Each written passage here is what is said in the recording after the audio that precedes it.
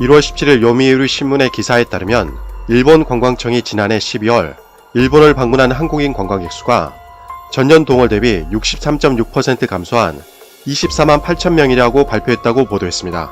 여행객 하락폭은 11월 65.1%보다 약간 줄었지만 사실상 여행 성수기인 12월 달의 방문객 수가 대폭 줄어들어 일본 입장에서는 매우 곤욕스러워하고 있다고 합니다.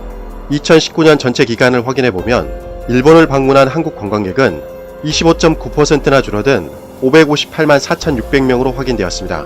동일본 대지진이 있었던 2011년 이후 8년 만에 일본을 방문한 한국 여행객이 전년을 밑돌았다는 것이죠. 이렇게 여행객이 폭락한 것은 모두 한일 갈등을 배경으로 한 보이콧 여행 때문이라고 기사에서는 밝히고 있습니다. 하지만 일본에서 개최한 럭비 월드컵 영향 때문에 한국을 제외한 주요 16개국은 사상 최고치를 기록해 방일 여행객은 전년 대비 2.2% 증가한 3,188만 2,100명으로 7년 연속 사상 최고치를 경신했다고 밝혔습니다.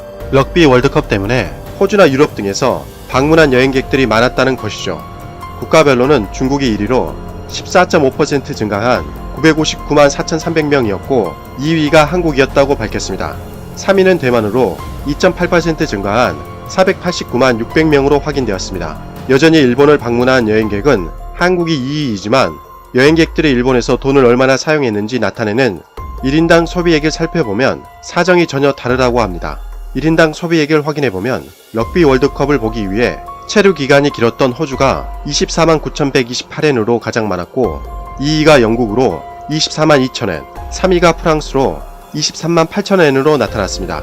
반면에 한국이 7만 5,454엔으로 가장 소비액이 적어 일본에서 돈을 거의 쓰지 않은 것으로 확인되었습니다. 1인당 소비액이 한국이 꼴찌라는 것은 일본을 방문한 한국인들도 최대한 불매운동에 동참하고 있는 듯한 모습으로 보입니다. 이대로라면 2020년에 외국인 여행객 4천만 명을 넘어서겠다는 일본 정부의 목표 달성은 어려울 것 같습니다. 간단하게 일본 반응을 확인해 보도록 하겠습니다. 현재의 한일 관계는 분명 전환기를 맞고 있어 개선의 여지는 어디에도 보이지 않는 것이 현실이다. 대마도에 국한하지 말고 일본 관광업계는 인바운드의 방법을 재검토하는 것이 현명할 것이다. 한국을 제외하면 일본의 여행객들이 더 늘었다. 귀국 후에도 일본의 좋은 점이 생각나서 다시 일본에 가고 싶다는 생각을 해줬으면 좋겠다. 아주 좋은 말이네요. 하지만 눈 가리고 아웅하는 것과 같습니다. 일본은 방사능 오염지대입니다. 후쿠시마 원전이 터지고 나서 현재 일본이 수출하는 수산물과 화장품에서도 방사능이 검출되고 있죠.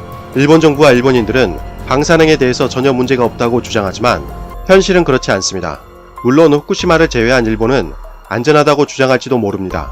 그러나 현재 원전이 터진 후쿠시마에서 생산한 쌀들이 일본 전국에서 소비되고 있습니다.